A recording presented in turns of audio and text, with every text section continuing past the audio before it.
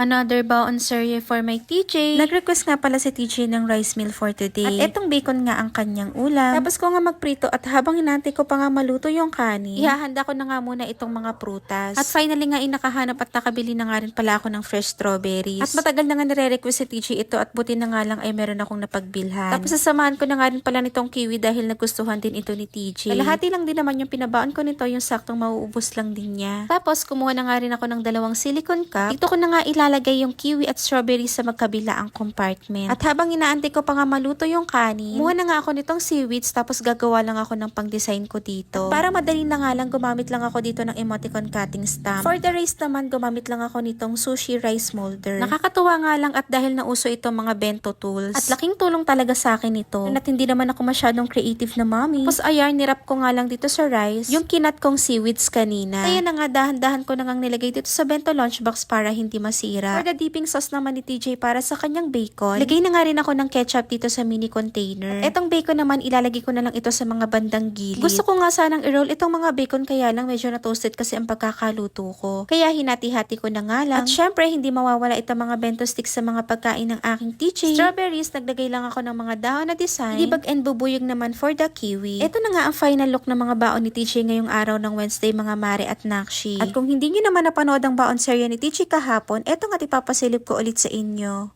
Another baon serye for my TJ. Nag-request nga pala si TJ ng Nutella sandwich for today. At dating gawin nga mga mari at nakshi, tatanggalin ko nga itong mga gilid ng tinapay dahil ayaw talaga ni TJ yan. Tapos ayan, gumamit nga lang ako ng basa sa flat nitong tinapay. Tapos para hindi naman ito masyadong plain, gumawa lang ako dito ng emoticon na design. At ito na nga yung kinalabasan ng ginawa ko. Kumuha na nga rin ako ng isang tinapay tapos sinanggal ko na nga rin pala yung mga gilid niyan. Tapos mag-spread na nga tayo ng Nutella dito.